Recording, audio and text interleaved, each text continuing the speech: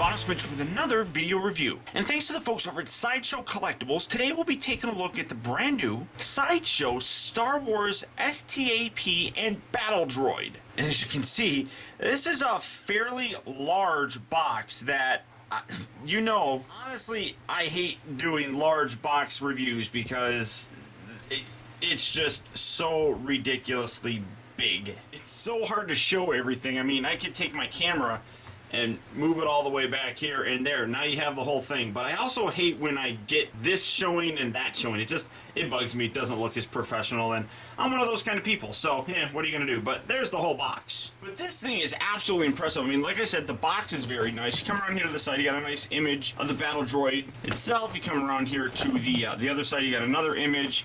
You got the big Star Wars logo there on the top. On the bottom, you got the Sideshow information and all the caution stuff. You come around here to the back, though, and you got several movie images really highlighting the first time that we really saw the Battle Droids in their giant epic scale battle on the planet Naboo. So, very, very cool. Now, you come down here to the bottom, and it says the STAPs, or the Single Troop Aerial Platforms, are lightweight reconnaissance and patrol vehicles used by the Trade Federation Army. Incorporating technology, the STAP is a slim, agile craft piloted by a single B-1 battle droid. Sporting a pair of blaster cannons and an open design, STAPs rely on their speed and agility to dodge enemy fire and are often deployed as support vehicles, in conjunction with larger crafts. Sideshow Collectibles is proud to announce the STAP and Battle Droid 6-scale figure set. The detailed STAP vehicle comes mounted on a specially engineered base that allows for a wide range of motion and positioning, and is piloted by an included Battle Droid 6-scale figure.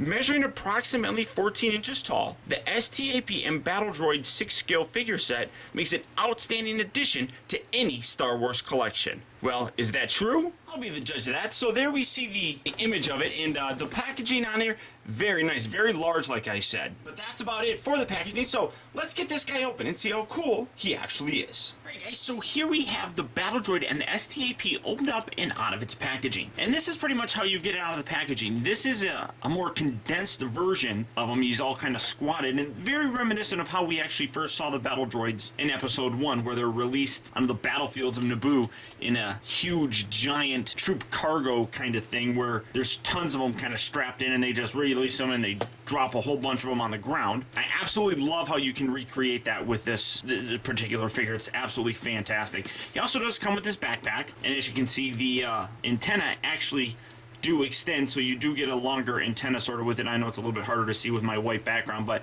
very cool by itself. And he also does come with his handgun. Now, his handgun's a little bit tricky to actually get him to hold it because it doesn't peg into anything, but we'll highlight this here in a little bit. And then obviously there's the STAP, and well, that's a little bit too big to fit into one shot. But when you get this, it will come in two pieces. You got the bottom section, which is the base, which very nice looking base. One thing that absolutely amazes me is the weight on this. I'm really amazed with just how heavy it actually is. It's a very heavy, very sturdy base. Then you come around here to the bottom, and you got the Sideshow Collectibles logo, Star Wars, STAP, and Battle Droid. Very nice on there. And then as you can see, this actually does offer some articulation. It just rotates around. And then when you plug it in there, like I said, you can position this really kind of however you want, getting some really cool poses, but we'll highlight that a little bit here in the future. Now, with the Battle Droid, honestly, this is a hyper accurate representation of both the Battle Droid and the STAP. I'm amazed with how great these things look. Now, I am a Star Wars fan, but I don't really collect Star Wars collectibles. So when I got this, again, much like my Snake Eyes review when I mentioned in there, I honestly didn't expect too much with these. But as soon as I got them, I was absolutely blown away by how cool these really are. The plastic quality is outstanding, and the amount of detail that's put into it in terms of paint and molding, exquisite looking. Now, Sideshow did actually release some Battle Droids, I think it was some time ago, but this is their first attempt at a vehicle, at least in the 1/6 scale line. And with San Diego Comic-Con going on right now, there's a lot of other really cool Star Wars things that are coming from Sideshow. So I can't wait to see what else they do with that. Now, for the Battle Droid, as you can see, as I mentioned, he is in this pose when you get him out of the packaging, and the wear and the paint on here, absolutely phenomenal. Zoom in a little bit more so that you can see that. I mean, you can see the scrape marks on here. You come around to the legs,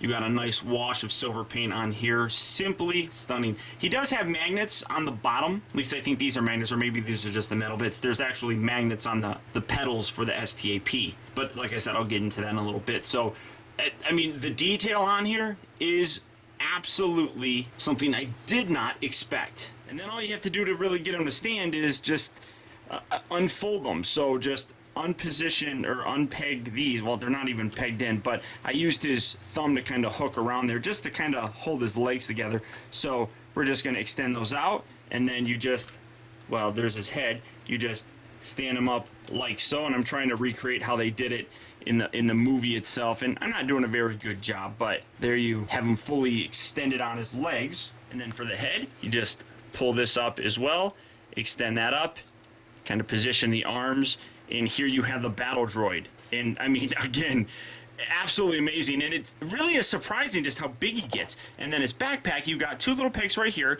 and then on the back you got two little square holes.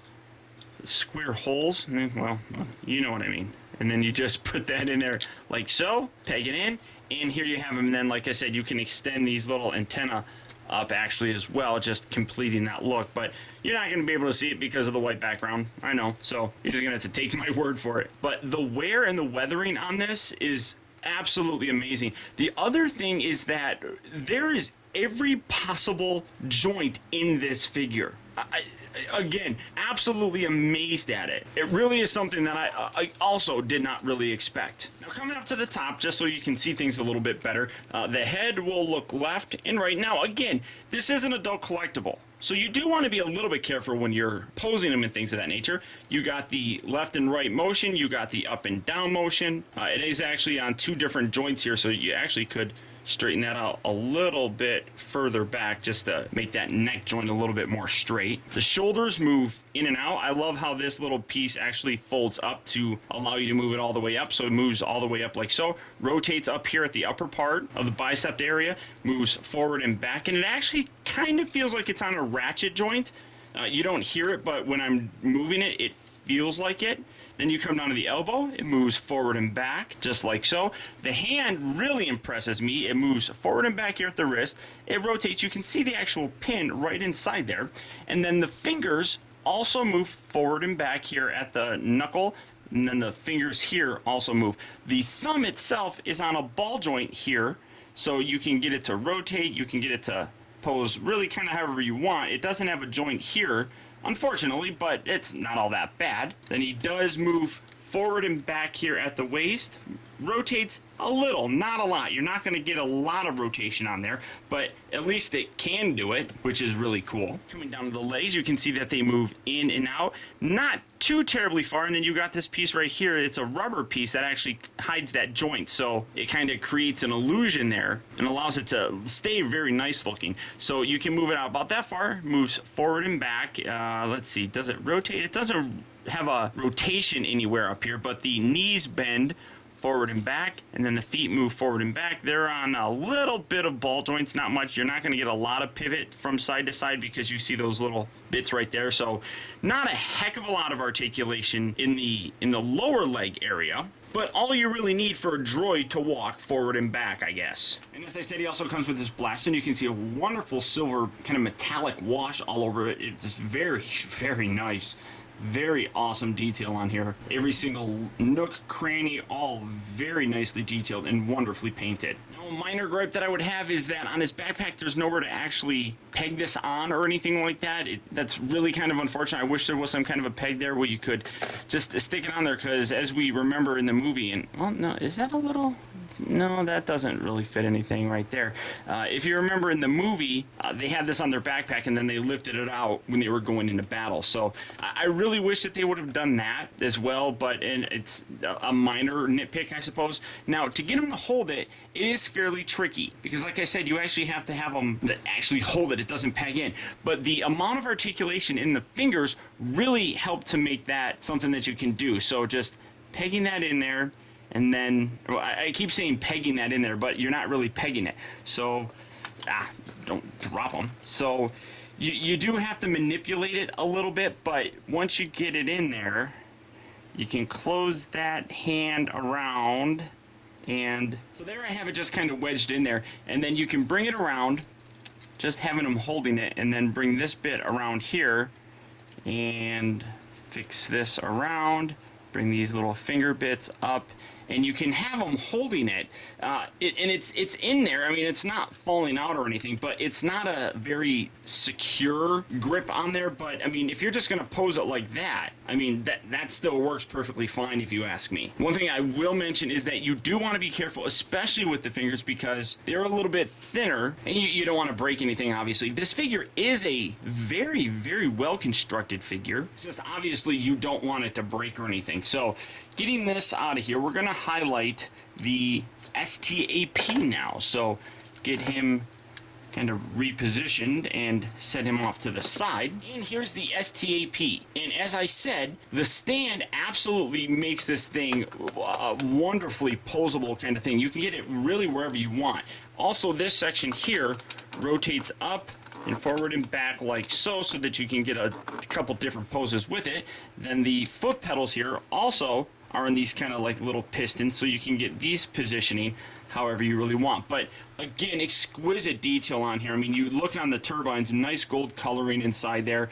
The weathering on here is just absolutely phenomenal. The gun barrels, very dirty looking, so wickedly cool. I mean, I could honestly see a lot of people buying this just for itself without the battle droid. And then also up here, these do pivot up and down, and then you got some wonderful detail on here as well, where you can see that these are little handlebars and brakes and stuff. I mean, simply stunning how these look. Now, to get the droid actually attached, first what you want to do, it requires some patience. I'll tell you that right now, just because you want to make sure that you get everything properly lined up. So first you want to attach the feet.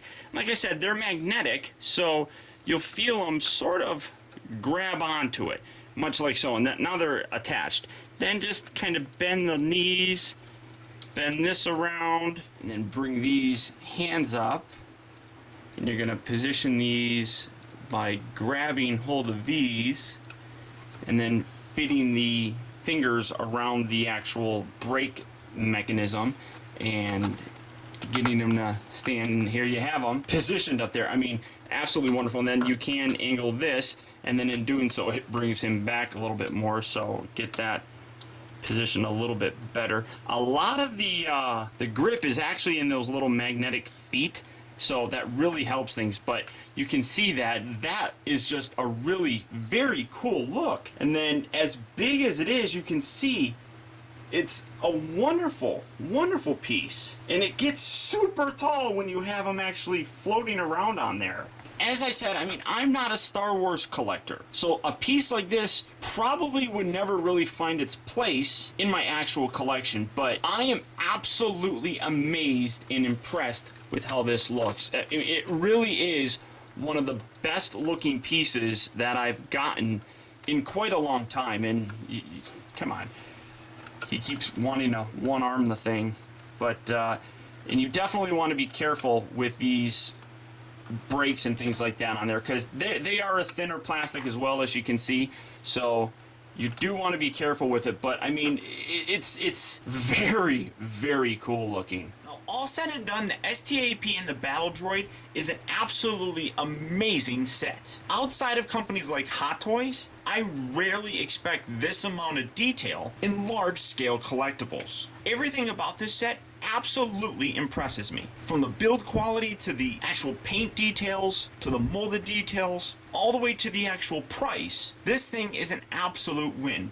At only $175, this set comes in cheaper than most of the Hot Toy figures that we ever get. But a cheaper price does not mean by any stretch of the imagination a cheaper figure. This thing is top notch. If you have the means to get one, I absolutely recommend getting one. You will not be disappointed. And if you are interested in picking them up, go ahead and click on the link down in the video description. You go to Sideshow Collectibles and you can order yours today. But that's about it, guys. So until next time, I want to thank you for tuning in. This has been Optibotimus. Keep in touch with me. Find our recent purchases as well as all upcoming video reviews all at facebook.com/team Optibotimus, and follow me over on Twitter at twitter.com/Optibotimus. And until next time, I'll talk to you later.